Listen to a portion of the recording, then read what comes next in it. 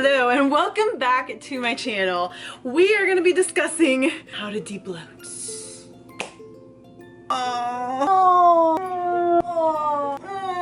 Alright guys, let's face it, no matter how good our diet is, no matter what we do, sometimes we cannot avoid tummy aches and bloating, and it sucks. And trust me, I get tummy aches, I get bloated. I deal with this too, even though I'm usually on point 100% of the time. There are always that one chance, or if you do want to go cheat a little bit, then you really have to deal with the consequences. And I know this from experience and for a fact that sometimes it's inevitable. And what do you do when that happens? How can you alleviate it? How can you make it go away faster?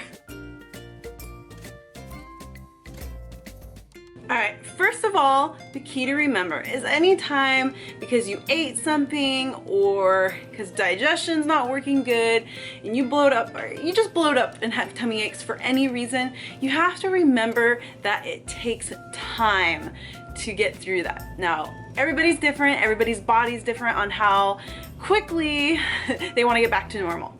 But there are some tricks and some tips that you guys can do that will help speed up the process, that'll help ease you, ease the tummy, ease the mind. Sometimes when we eat something, you know, we have to accept the consequences, especially if we've cut it out of our diet for really, really long, or we're just not used to something. We have to accept the consequences that it's gonna affect us negatively, especially a lot of us with sensitive tummies, our digestion, it throws it off.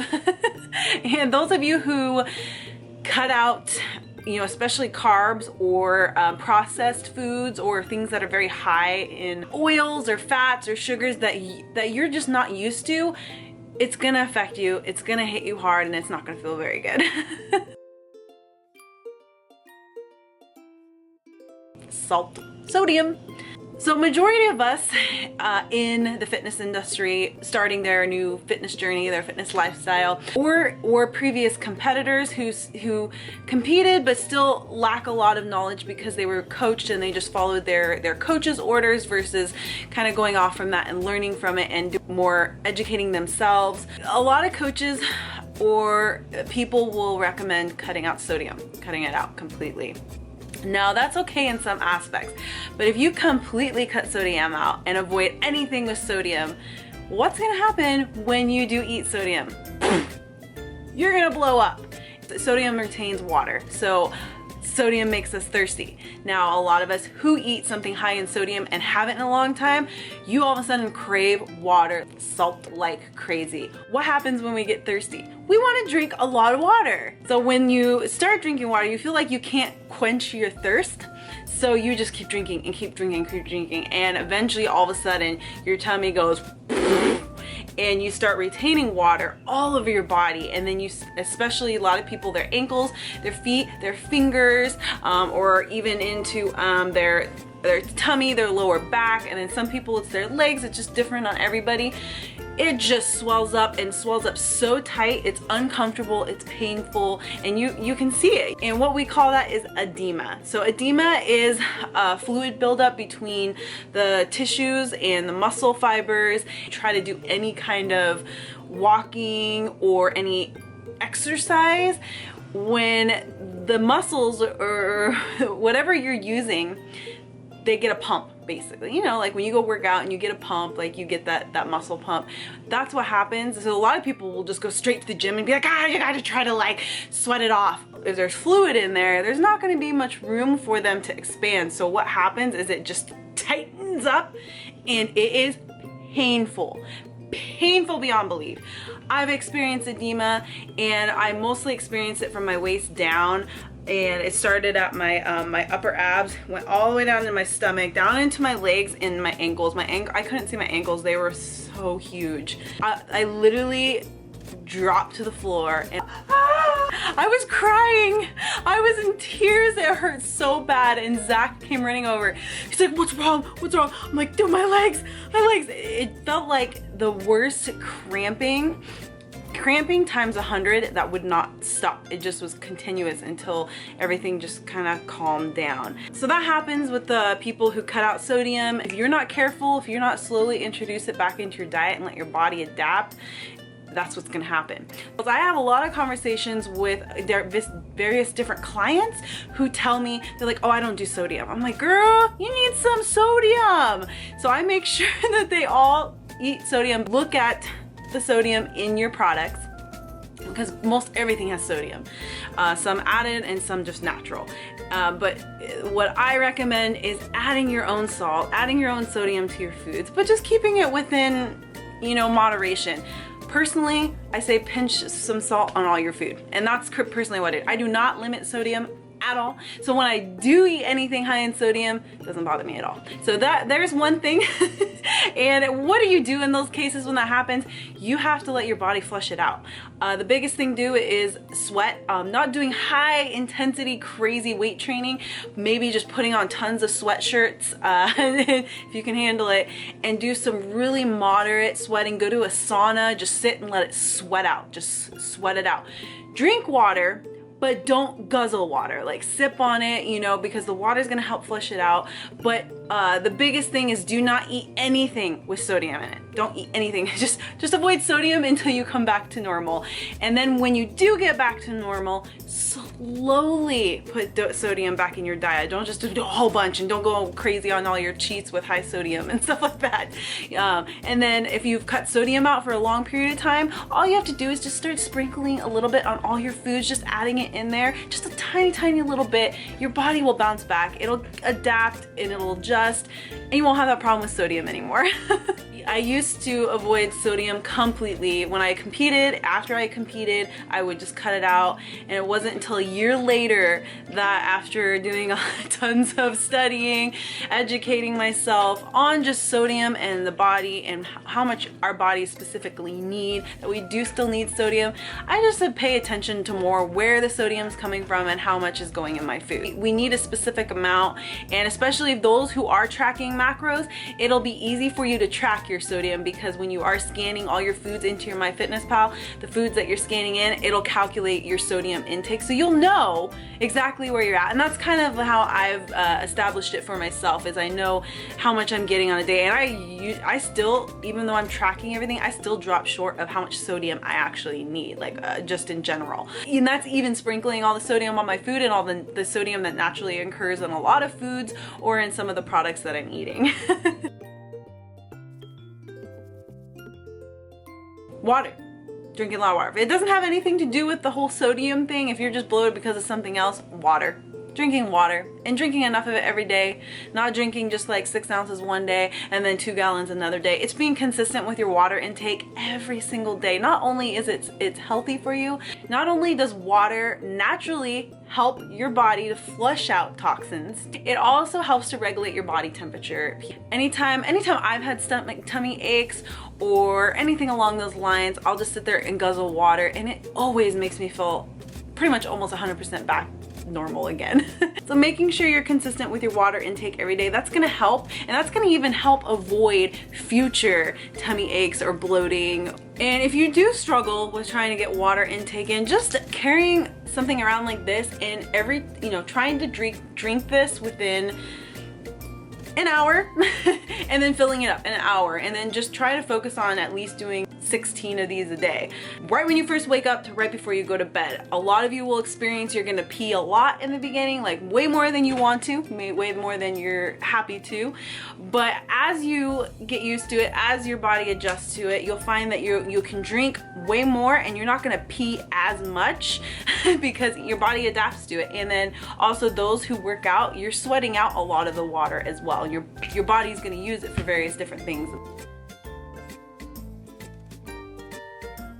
Yogurt is absolutely amazing for soothing tummy aches or helping with bloating. The healthy bacteria and enzymes that are in yogurt relieves any gases or constipation, cramps, any of that. It helps so much. And it's gotta be plain yogurt though, not some crazy sugary yogurt.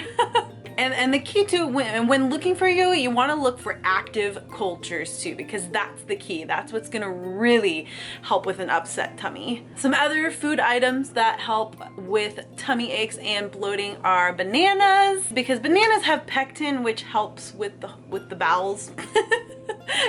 Papaya helps with digestion. Bloated, the gases build up. You want something to help kind of soothe that and kind of get it moving along. Another item that's a lot of people are familiar with is ginger. Ginger is one of those anti-inflammatory, anti-soothing products that are great. Either just taking a raw piece, chewing on it, sucking it down, or you know, you can boil it and cook it, drink it. It's fresh ginger, not going and buying like your sushi ginger. Raw ginger is pretty intense if you can handle it, and it's not sweetened, so it's not, a lot of people it's really intense on the palate.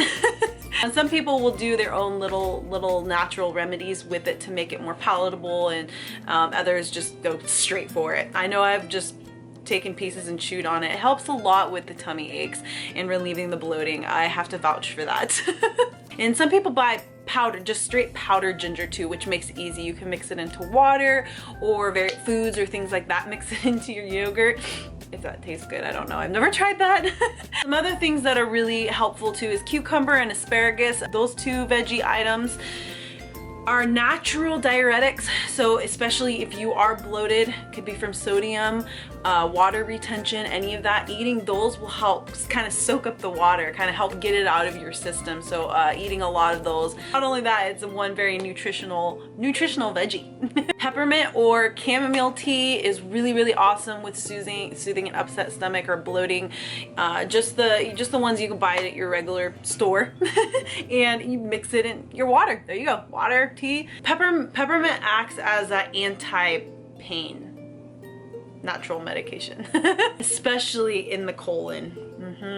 And a lot of you, if you didn't know, chamomile actually helps to relieve an upset tummy. That's another thing to remember, is those who do cut carbs out of your diet, and then when you go have a cheat meal, most of the time your cheat meals are a lot of carbs, a lot of sodium, a lot of sugar, and a lot of fat. So the combination of all of those, that's why a lot of people will have cheat meals and blow up and then think, oh my god, I can't do cheat meals, I can't do carbs, I can't do this. It's not because it's bad, it's because they aren't in your diet, and then when you go have them, your body just is like, ah! So the combination of, if you're eating something high in sodium and then it ends up being high in carbs, I've talked about this before, carbs retain water. The more carbs you eat, the more water you're gonna retain. So if that happens, again, it's just reducing your sodium intake, reducing your water, reducing the amount of carbs, and starting your intake small and working up. That's why a lot of people, once they get back on diet, they're like, oh, well, hello. Are you gonna come join me? I'm talking to YouTube. Hi, pal. Oh, my pal. Oh, oh, girl. Oh, you really are all the way in my lap. So that's why those who go back on diet, back on their regular diet, and they're like, oh, I'm so much better again. Of course you're gonna be so much better again, because everything that I just talked about, you're already doing it without really thinking about it. So you already have, you cut back the sodium, you cut back the carbs, and you're already de-bloating yourself and you don't even realize it. But the key, if you want to avoid that in the future, is just making sure that you do have the carbs in your diet. You do have some sodium in your diet, and you are drinking plenty of water. So when you do have those things, you're not gonna, you're big, you're taking up the whole thing. Just having a balance between everything, you'll be able to avoid those really crazy, bloaty, sad, hateful moments if you just have that balance in your diet in the first place. So you hear on social media that carbs are bad and that sodium are bad. It's not that they are. It's just about a balance between everything. Those who do track macros, it's easier for you to track what your intake is versus those who don't. It just depends on how you want to do it and how you want to track what your intake is. There's options. That's what the great thing about it is there's just options for everything. So those of you that experience bloating all the time, you know, it comes down to what you're doing in your diet in the first place. And then when you do go have something because you want to have a cheat, you want to enjoy this, and the reason why you blow up so much is because it's restricted from your diet in the first place. But at least you have some ideas and tips and tricks to help you get through it. So the more that you do cut carbs and cut sodium, when you do have them, it's gonna affect you pretty intensely than those who don't. For example, I've been there, I've cut carbs, I've cut sodium, I've done everything that I bring to you guys. I am talking from experience, education, knowledge. So I know what you're going through, I know what you've been through, I know what goes through your head, I know what your body experiences, and I've learned from it. And I can just tell you right now, since I haven't been cutting out carbs and since I haven't been cutting out sodium, my bloating, my achy tummies, bad digestion, my lack of pooing and water retention, all that stuff has gone down tremendously. So I can go enjoy cheats, I can go enjoy things high in carb or sodium, and it doesn't affect me at all. If anything, my body's like, bring it on, and it does fine. Ha, crew. But at least you guys have some tips and tricks, so when you get bloated again, you know what to do. You're like, I got this. Any questions, please comment below. You know I always try to respond back to everybody's comments. But if you like this video, please like it. Please subscribe and share. He seriously loves this. Like, he just melts. Look at him. He just melts. He loves it so much. Like, this is life deep. Thank you guys for tuning in. I hope you guys enjoyed this video, but I hope you guys have a wonderful day. I love you guys so much. Thank you for the continuous support. So I will see you guys on the next video. Mwah!